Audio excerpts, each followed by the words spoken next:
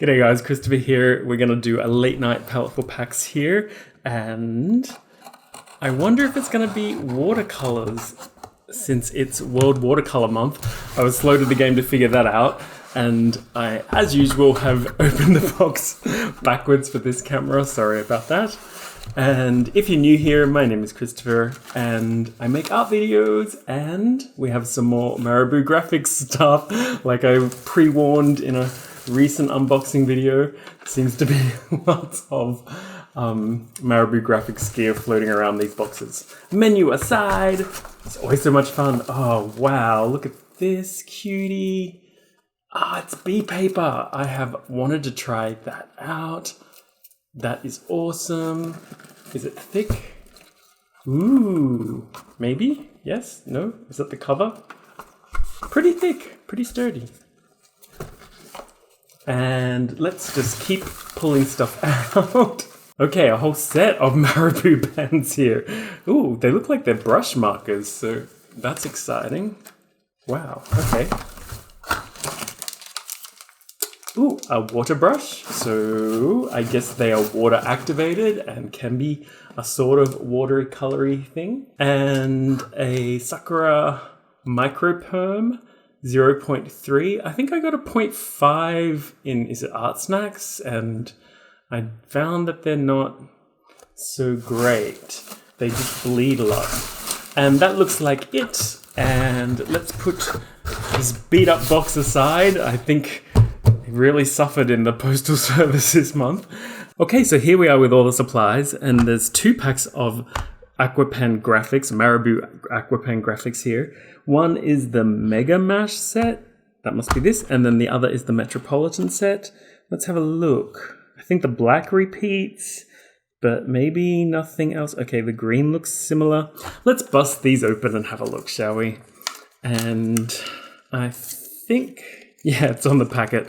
They're dual tipped, and one end is brush, one end is bullet, sort of. And so, are these the ones that I just got in Art Snacks that I didn't like so much? I guess so. But I saw some people using it afterwards, and I thought maybe I should give them an extra try. And that they looked like they had some versatility. Well, it's spiral bound, so I think I'll do my flipping it upside down trick and open it backwards. And it's pretty thick paper. Oh, wait, I should read this first. Okay, 150 GSM or 93 pounds. And there's 60 sheets. It's 6 by 6 inch, so that makes it great for any Instagrammers out there. And it's said to be part of the Bee Paper Professional series. It looks like it's going to be good paper for pencil work and pencil sketches. That's my guess. More so than maybe watercolory things. Anyway, let's see if it bleeds through, and let's get into the swatching. Before we begin though, this Metropolitan set is kind of weird, right? You get 2 blues and no red. So I think that's a poor marketing choice, or maybe a clever marketing choice by Marabou, that you don't get red so that you can mix all the colors that you need. And it could be clever in that it's forcing you to go and buy at least another red marker. But haha, I received one in an Art Snacks. Where did I put it? Yeah, so these are the 2 that I just received in Art Snacks in June last month. So I already received a red and a purple. So with this set alone, I think I would be good to go. I don't think I need this other set. And or alternatively, it would have been cool just to get, I think, this one set and then have something else different for the box. But, you know, people like different things, and maybe someone's really happy to have pretty much the whole Marabou Aqua Pen Graphic Set and really explore it heavily. Because it's, I think, if you work it right, a semi-good sort of alternative to something like Copic Markers and watercolors, actually. So you could save yourself from having to get watercolors and Copic Markers and use this cheaper in-between thing to learn and practice with instead. Anyway, been talking too much, let's do the swatching. The first item I swatched is the Sakura Micro Perm 0.35mm pen. The menu says it retails for $2.79, and it reads that these permanent micro-point ink pens can draw ultra-fine lines. They will write on most surfaces, are quick-drying and waterproof. The ink is low odor and non-toxic. The fine line nib has a protected tip that won't split. I found that it did bleed out sideways a little bit on the paper, but not so badly, especially not nearly as bad as the 0.5 version that I received in Art Snacks last year, or it just works better on this paper. But I tried the 0.5 on a range of papers and had some real problems with it previously. They do work well on plastics and other things, and that seems to be what they're good for. They write on most surfaces. Our second item and the main event is the Marabou Graphics Aqua Pens. We received the Mega Mash 12 set and the Metropolitan 6 set.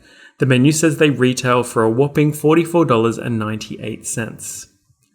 It reads the Aqua Pens are versatile watercolor pens in a vibrant array of colors. The high quality inks are bright and low odor. Draw or color lines and solids as you would with any marker, or blend and spread the color with a damp brush for paler hues and lovely shading. Some extra points are included on the card, and these read that they have dual felt tips with contour points and flexible brush. The markers are dye-based and water-soluble, and that they're especially suited for use on watercolor paper.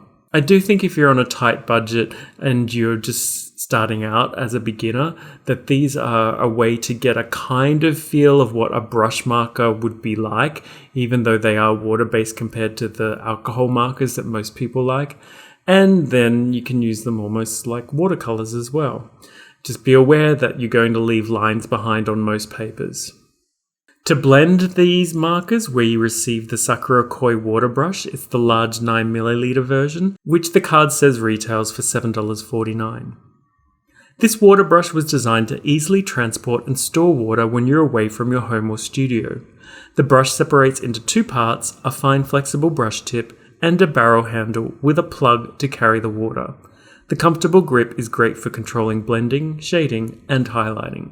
I also would remind you again to keep that little cap and don't lose it, so that you can travel more easily and separate it more easily. I also found that although I thought I tightened the lid onto the barrel properly, at first it was dripping a little bit out the side, and when I did finally tighten it a little bit more, the water flow worked far, far better and smoothly, and it just ran down through the bristles. And finally this month we have the B Paper 6x6 inch 93 pound Super Deluxe Mixed Media Pad. The card says they retail for $11.75. This heavyweight 93 pound archival quality drawing paper is well rounded for mixed media. The pad's natural white sheets have two distinct surfaces. The top side of the sheet has a tooth for dry media and works well as a cold-pressed watercolor sheet. The bottom side is perfect for pen and ink and works well as a hot-press sheet for watercolor and other mixed media. Both sides will work well with the graphics Aqua Pens.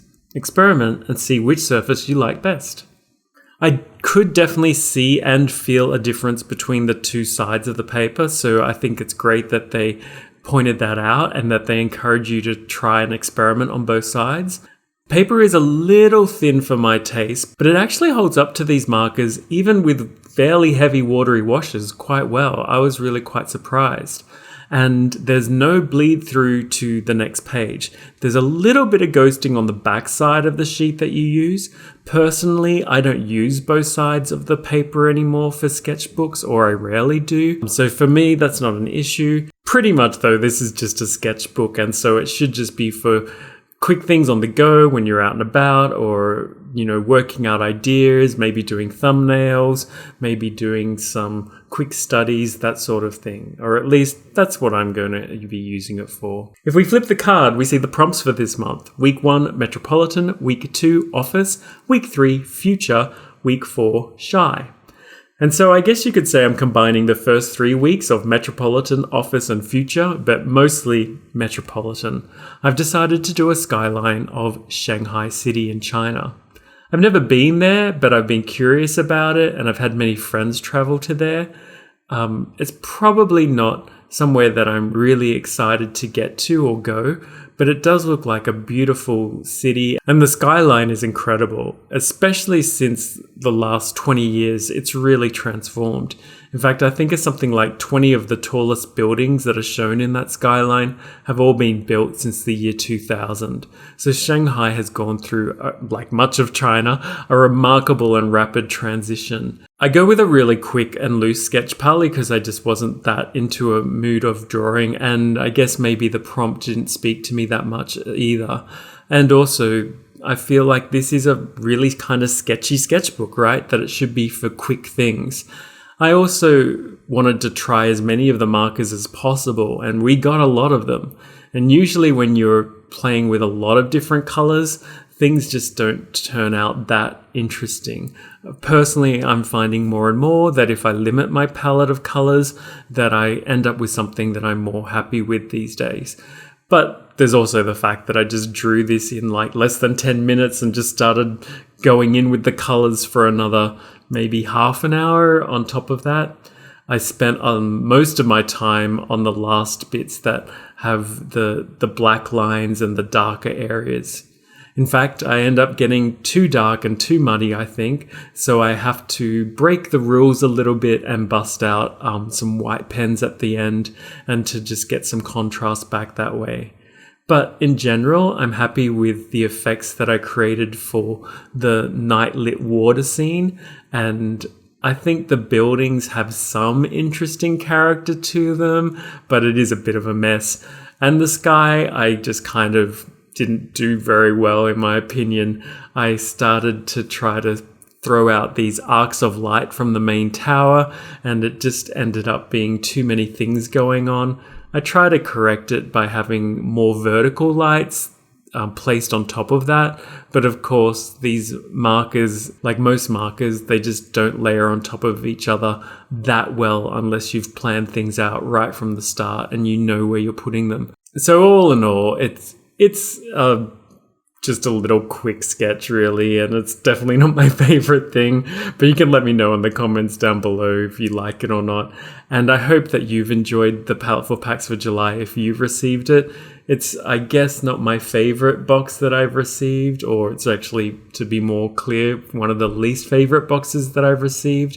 But I can see that many people would really enjoy this box and have a great time exploring this stuff. And there are a lot of different pens to explore here. It's not written on the card anywhere, and I just remembered, so just one last piece of advice. Don't dip these aqua pens into water directly. That will destroy or really affect the felt tip or the ink that's inside of them. And try to be careful and use those tips with caution, because I found when I was using it on slightly rougher paper in my Art Snacks challenge that the nibs of the felt tip brush began to fray quite badly, or began to show some signs of doing that even after just one use. So you really want to take care with them. Try to maybe use some smoother paper or just use the brush in a slower manner. And so that's it for today. Thank you so much for watching. Don't forget to like, comment, subscribe, share, and all that good stuff. I would love it if you could. My favorite thing, of course, is to hear from you in the comments below. Even if you don't like the art, you can just let me know what you thought of the box. Or if you don't receive Paletteful packs, just let me know how your day's been going and what you've been up to. Thank you so much again, and I'll see you guys soon for another art adventure. Remember, create more and consume less. Take care.